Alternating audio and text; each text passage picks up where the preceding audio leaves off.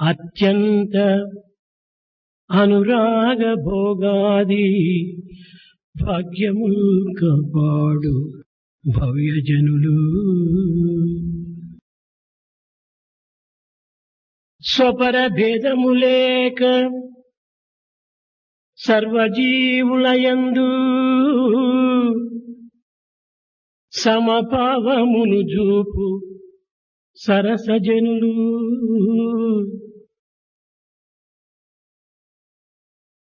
అనిశంబు అత్యంత అనురాగ భోగాది భాగ్యముల్ కల్గడి భవ్యజనులు. కష్టజీవులయందు కరుణ చూపించుచు ధాతృత్వమును చూపు ధన్యజనులు. సంసార ధర్మ సత్యత్వ విజ్ఞానులై పరులకాదర్శంబు వాపుజనులు. భువిని సత్కీర్తిగాంచి సన్మార్గమరసి, భువిని సత్కీర్తిగాంచి సన్మార్గమరసి, తోటి వారలలో సదా మేటి ఎగుచు నిత్యమును ధర్మ జిజ్ఞాస నిరతులగుచు ఉత్తమోత్తమ వ్యక్తులైయుంద్రుగాక, ఉత్తమోత్తమ వ్యక్తులై ఉంద్రుగాక. ఇంతకన్నను వేరెద్ది ఎరుగపరతు, ఇంతకన్నను వేరెద్ది ఎరుగపరతు సాధు సద్గుణగణ్యులవు సభ్యులార, సాధు సద్గుణగణ్యులవు సభ్యులార,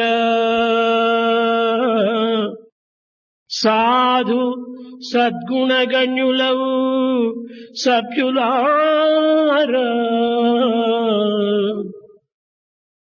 యతో వా ఇమాని భూతాని జాయంతి. సమస్త చరాచర ప్రపంచమంతయుకుడను ఒక్క దివ్యత్వం నుండి ఆవిర్భవించి దివ్యత్వం నందే జీవించి దివ్యత్వం నందే లయముందుచున్నది.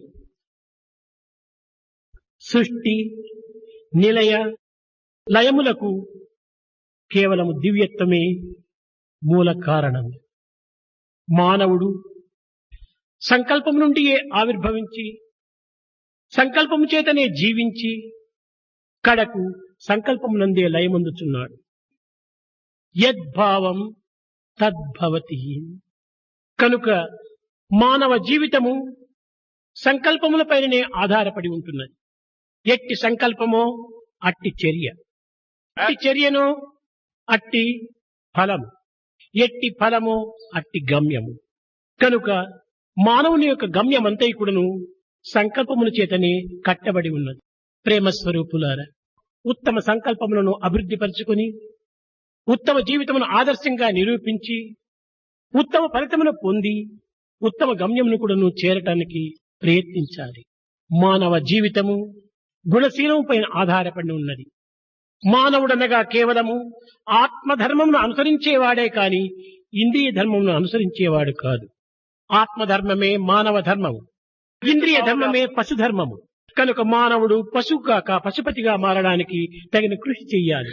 మానవుని యందు ఆవిర్భవించవలసినటువంటిది ఈశ్వర భావమే కాని ప్రకృతి భావము కాదు. ప్రకృతి అంతైకుడును కేవలము ఈశ్వర స్వరూపమనే భావించాలి. సృష్టి అనగా ఈశ్వర చైతన్యమునకు ప్రధాన చిహ్నమే. దీని పేరే ప్రకృతి. ఈ ప్రకృతి యందు ఆవిర్భవించిన ప్రతి మానవుడు కూడాను ఈశ్వర భావములే ఉండాలి. ప్రతి మానవుడు కూడాను ఈ యొక్క ఈశ్వర సృష్టిని ప్రకటన గావించే నిమిత్తమై మూర్తి భవించినటువంటి వాడనే విశ్వసించాలి. మానవత్వము పవిత్రమైనది, దివ్యమైనది, జీవించతగినది. భగవత్ సృష్టి ఎందుకల ఈ మానవత్వములో దివ్యత్వమైనటువంటిది కేవలం ప్రత్యేకంగా ఉండినటువంటిది కాదు.